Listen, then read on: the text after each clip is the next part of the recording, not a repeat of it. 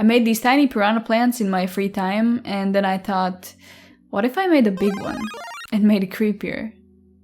I'm starting with the pipe that the plant will be in. Usually I would bulk up the middle to not waste so much clay, but I want the pipe to be more heavy and sturdy to hold the whole sculpture, so I'm just using a big blob of clay. After baking, the clay had some cracks. I was planning to fix them, but then I decided I would go for the broken look instead and made them worse. When I was done with the pipe, I measured my wire armature and started working on the plant. The base shape is pretty simple, a Pac-Man on a stick. I want the plant to look more realistic and creepy, so I added a lot of texture for the mouth, which is strips of clay that get smoothed together.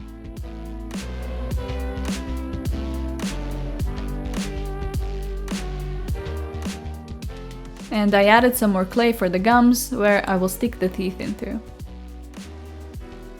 And talking about teeth, I made them from a translucent clay and baked them. I'm a professional, so I forgot to press record, but after baking them, I stuck them into the gums. Then I shaped and smoothed the gums together with the rest of the mouth.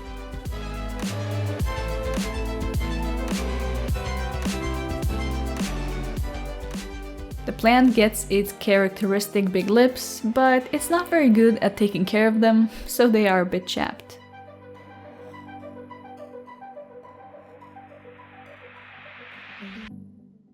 Then I'm adding more wrinkles to the top of its head before realizing the stem part is going to be holding a lot of weight and I should reinforce it.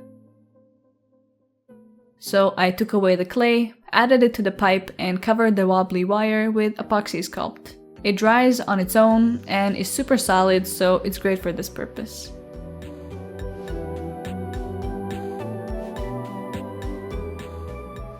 After it had dried, I covered the stem in clay again. I thought it would look nicer if the white spots on its head were not just drawn on, but were instead growing on its head, so I added little clay circles and textured them.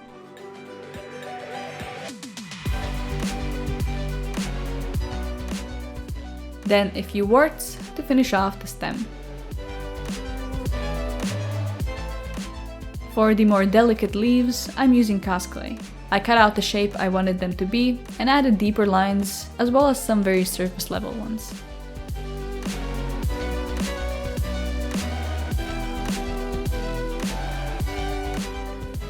Then I added them to the plant and used a bit of foil to hold them in the shape I wanted while baking. Without the foil, they would sag because they are too thin to hold shape on their own.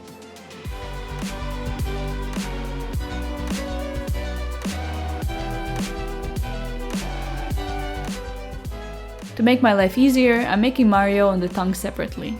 I'll start by adding Mario's little stomach and scale everything else to that.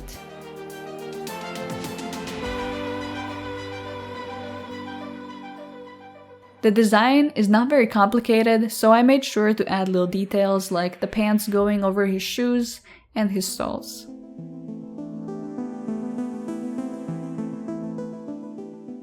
Then I added on his little hands. I usually hate making hands, but these were quite fun to make because he's wearing gloves.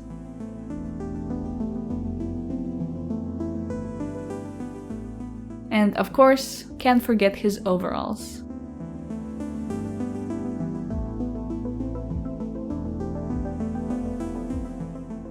Then I smoothed everything with isopropyl alcohol and baked it.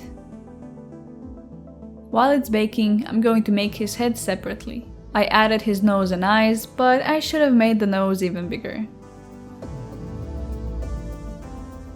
Since Mario will be hanging in mid-air, being attacked, I'm giving him a surprised expression. Then his beautiful mustache and some hair.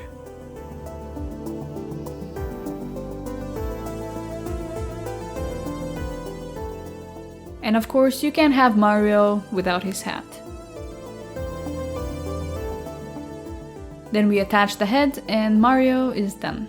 I'm giving the plant a very long, venom-like tongue, which also gets textured with some lines and then a few tongue warts.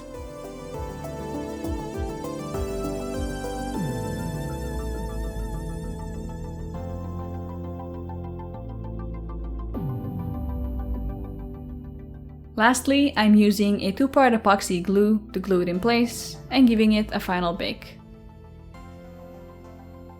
I don't trust myself to not get the teeth dirty, so I'm covering them with a liquid mask. And then priming everything white.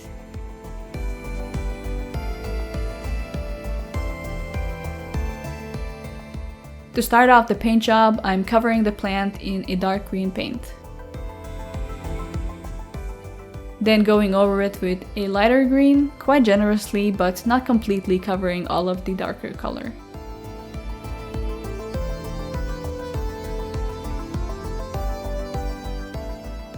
An even lighter green dry brush to make the texture pop, and some accents on the warts.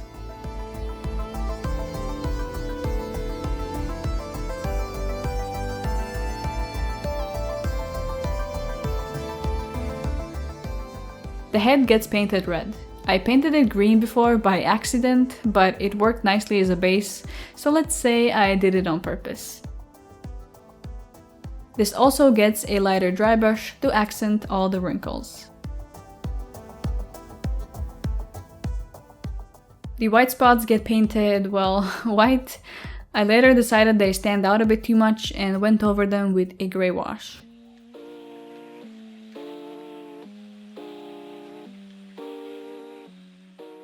Then the mouth gets painted a light pink, and I went over it with different tones of diluted pinks and reds.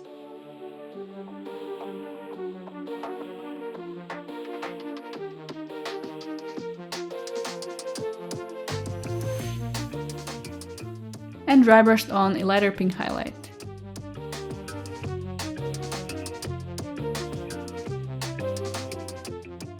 I was right about not trusting myself with the teeth because they got super dirty, but I can just take off the mask and they are brand new.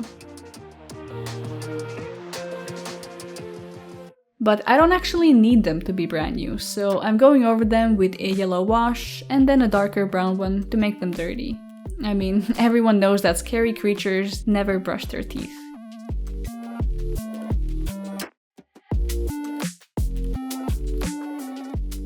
Finally, I cleaned up the lips and we can move on to Mario. I started with his skin tone and then painted his classic red sweater and hat with blue overalls.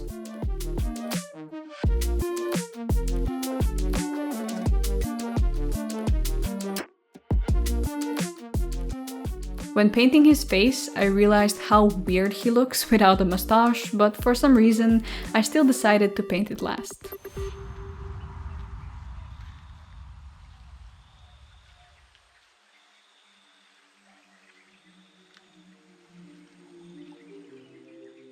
His eyeballs get a bit of UV resin to make them nice and shiny. Then I painted the pipe in its green color, but since I'm going for the broken, creepy look, I went over it with a brown and black wash to dirty it up.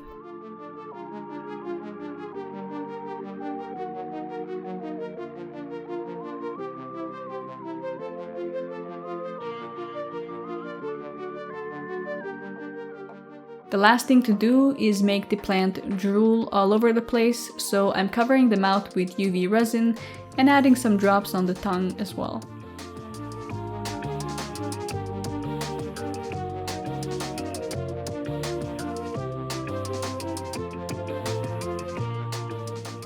I also added some nylon thread covered with UV resin on the sides of the mouth. And that's it.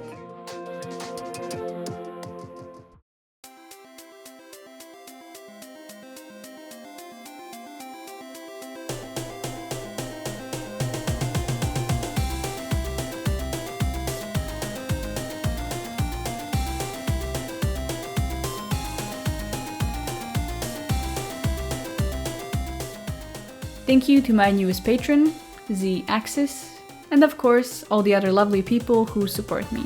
Thank you for watching, and I'll see you next time. Bye!